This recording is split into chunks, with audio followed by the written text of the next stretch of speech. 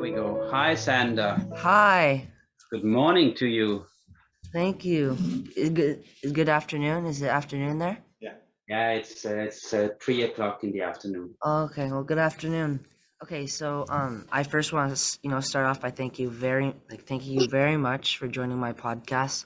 You're a very special man for helping Lera and Vicky. So I want to thank you for doing that, and I want to thank you for joining my podcast. You're welcome. It's an honor. You're doing good yourself, Sander. I've been following you now that we share on Twitter, and it's amazing. So Thank you. keep it up. Thank you very much. So you're sitting in Sweden watching the same terrible pictures like we're all watching. What makes you decide to make the journey to the border, and what were your expectations? Like, why were you just, I want to help this family after seeing all those, terrible images? Yeah, I'll try to make it really short, Sander. You probably don't know this, but my wife is from Lebanon, and he has experienced 3 wars already in her lifespan. And it came very spontaneous. We had been watching news for quite some time, and getting more and more um, saddened by the fact that such horrific things are happening in Ukraine. Anyways, we on a Sunday we went to visit my youngest daughter in Denmark, and as we were leaving Denmark, two F-16 fighter jets, they flew just above our heads at very low altitude. And my wife, still remembering the horrific thing she experienced in her past, she just didn't feel well. So spontaneously on the way back in the car, I started thinking, what could I do as a individual? So I managed to, with very short time frame, to reach out to a number of people in my local community, amongst others, a sporting shop, hiking, and they had already gathered a large number of clothes and shoes. I reached out to local supermarket in our community. They sponsored everything from dry food to uh, Pampers for the babies, and good stuff for me to bring. And finally, I met with again some people in the community that also wanted to help. Now, my expectations. Hmm. Again, Sander, I don't know how much your dad has told you about me, but I am a former diplomat, and I've Yes. been around in the world, and I've also been to a number of refugee camps and seen bad things in my time. So I had I think an okay expectation of what to expect at the border, and I'm sad to say my expectations were met. It was utterly chaos. I also knew up front that a lot of people worldwide, they are horrified by what's happening in Ukraine, and they have already donated the clothes, mainly food, medicine. But most of that I saw just lying on the pavements in Poland, not out of bad will, but it was just so overwhelming that they couldn't handle it. So with that in mind, I had done some research, and the aid that we brought to Ukraine, we managed to get it on board a lorry on a parking lot about 100 kilometers before the border, and we had everything offloaded from my little car into this huge lorry, and then we knew it would be going directly into Ukraine. So, how did you feel when you met the girls for the first time, and when their mother told you that they wanted to go to Sweden with you? I was very sad. on what I saw going on at the border crossing, because it was directly on the border crossing from Ukraine into Poland. Yeah. On the other hand, I was very happy that we found a family who actually wanted to go to Sweden, and they had been talking about going to Sweden up front as one of their safe havens. So yeah, it was kind of a relief, I guess, from both parties, from the family, and for me and my brother. Uh, Everything was chaos, Zander. Yeah. So what we did, we organized ourselves with a local. I don't know whether he was police or whether he was just one of the many NGOs working on site, but he had a loudspeaker. So we had him speak in Russian, that if anyone needed a ride to Sweden or Denmark, we would be more than happy to take them with us back home. Can you tell us about your first impression of what they must have gone through to get to the Polish border?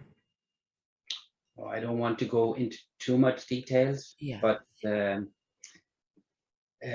it was very horrific. They had been traveling for a long time under appalling conditions, being shot at, being, traveling in a train for more than 24 hours just to get maybe a few hundred kilometers in distance.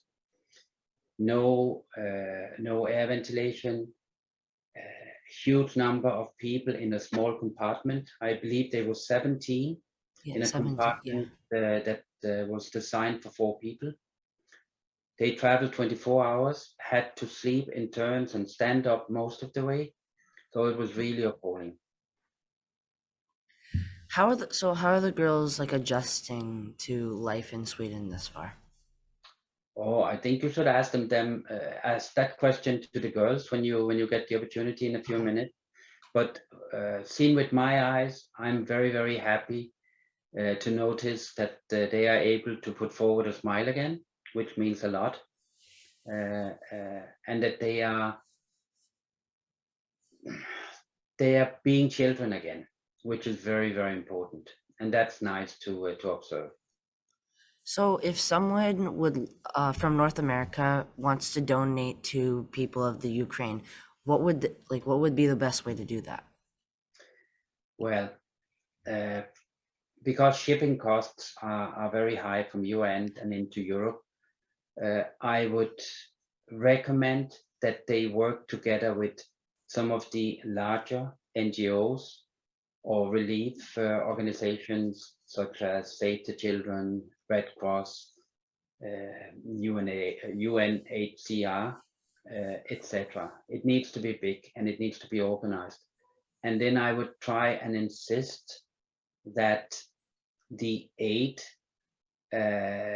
goes into Ukraine, not so much into Poland or the neighboring countries, because once they are in safety, we can figure out what to do. But the aid is really needed in Ukraine. Okay, so we've finished all the questions with you, Chris, and now we're gonna go over to the girls and ask about 8 questions. Excellent. So, if you need any translation, Sander, Olga, the mother of Vicky, she's sitting next to me, and she would be able to translate. So I'll just swap my place with Vicky, and then you can go on. Thank you, Sander. You're welcome. Thank you. Okay, so can you tell us about like your life back in Ukraine? Yeah, your life before the crisis. What did you Yes, yes. uh, any hobbies, any sport, schooling, Как у friends? тебя жизнь была в Украине? Какая обычная? Хобби, ну, ты ходила в школу, Ну, какие ходила хобби, на теннис? танцы, хип-хоп, Ага. волейбол, А. дополнительное английский, танцы, математика. Ага. Вот это. Lera goes and dancing and school, math, and English, learned English. a little. So, what sort of things did you do when you were not in school? Like I just sort of asked this question already, but like hobbies and like, did you like to draw? Did you like to read? What sort of stuff did you like to do out of school? Lera like dancing, Dancing. hip hop dancing. Me too. I like that too. Он тоже. Я поняла, нет. Yes. So, how did it feel when you finally arrived at the Polish border, like after such a long trip? Being safe, Yeah, just like relieved and safe.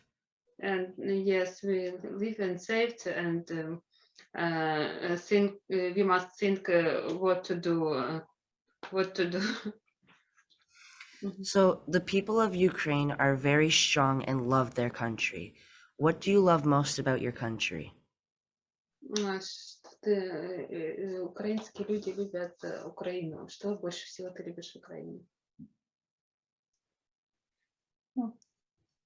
Доброту украинцев пускай будет, да? Kindness of Ukrainian people, nature, buildings, architecture. Yeah. And, Is there mhm. is there something you want to tell kids in Canada about your country? Цените, да, что Цените, что у вас есть, что вам дается. Не знаю, будьте хорошими людьми, добрыми, честными, хорошо. щедрыми. Lera wish for Canada's people, our children, peace and peace on all world, and about her culture, she won't say, что ты о культуре хочешь сказать? А наши О нашей культуре. That we kind people, and we want to live in peace. Maybe. That's awesome. Mhm. Do you have a hero that you look up to? Hero? Yeah, Sure. like Someone very important that you admire, a hero. yeah. Yes. Мгм. Это будет касаться политики, наверное, да, сейчас, наверное, не надо говорить, что герой Зеленский сейчас. Нет, ну, Что какой-то герой, например, у нас, кого ты считаешь героем, наверное, у нас в культуре? все люди героями по-своему. Каждый, кто выполняет свою работу. All our peoples Yes. who do them job, maybe. Mhm. And what would you like to be when you grow up? What do you want to be? A doctor, a singer, a dancer? Кем ты Like будешь? to do for a job or you Кем ты хочешь быть в будущем? Ну, доктором. She want to be a doctor. Nice, me too. Mhm. So do you like to play like video games or watch movies or read books? You Мгм. Ты любишь играть в видеоигры, смотреть фильмы, видео? Читать книги, ну, все, что он перечислил, ну, прикольно, я иду и все делаю. She like and play video games and read books and. okay, so on behalf of my on Xander's podcast, we're gonna make sure that you get a PS5 and some books for your free time. Он тоже любит читать книжки, там еще что-то, не понимаю, в свободное время. And so we've come to the end of our interview. I want to thank you very much, and it was an honor speaking with you. And I want to wish you, all the best. And I would love to hopefully meet you in person one day. That would be awesome.